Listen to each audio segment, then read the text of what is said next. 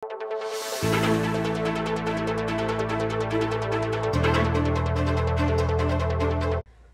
11, 2024, inyang may bulabog at may balot siyang lungkot ang buong barangay San Pedro Cotud, Siyudad San Fernando, Pampanga.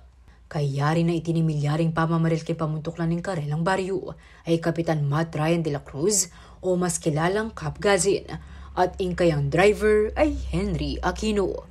At inyang Domingo, June 16, kasabi na ning masayang selebrasyon na sana ning Aldora ring tata, balaw sa noping likwan Kap Gazin ding kayang kabaryo, kapamilya at mga anak, kaya rin ng mikot-kot. Siyempre po niya, alwaya po itang kalurang ko rin nga po ko. Alwayin tatang, lugan pa na po ng tatang. Ang mga kalurang lalati-lati lang. Ang pala mo po, matita po kahit ang denganang tapo niya. Talagang anam la po rin anak na. Ila po may lunas. Agpangking ima ng Kap Gazin ay Filipina de la Cruz, balaw simpulay na ng investigasyon king milyari king kayang anak at driver. Pasibayo na pang pepa siyas nini na alayang at tatanda ng kapate ay Kap Gazin. Lakwas na't magana kayang tao. Diretso na po kami. Lumakad la po kami po. Tapos, ating po tayo sinabi po, itang justisya po talaga. At, balo mo naman po kasi. Hindi naman po talaga salbahe. At, magana po talaga. Andiyan yung dami po ko nan. Hindi, bas ganino po. Mga nito. Pati mo abot si Bana. Gawan na po ita. Ela pa mo pumingot ng nung nanuya. Nung nanuya ka.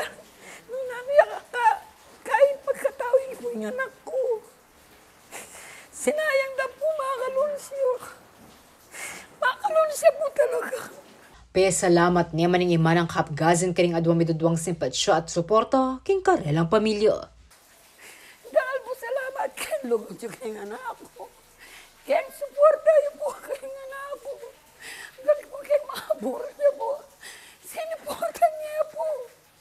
Mo po kayong kareng kabaryo ko. Pati po karetang alwang baryo na susoba na. Susuporta na po na po balo. Ng mga palauting na ako. Hanggang po kabaryo susoba na po. Kaya po kayong kabaryo ko. Dakal po salamat. Kaya kayo kayong pamanantabi. Kaya kami po, dakal po salamat. Samantala, kasabi na ng 61st birthday ng Filipina inyong June 12, may numpa ni muna mang kapalit ng Kap Gazin kim pamamuntukan kim barangay San Pedro Cotud, ang timong first kagawad. Ako, inke ko yung talasuyo, Liana Canilaw, ating pusong makabalin.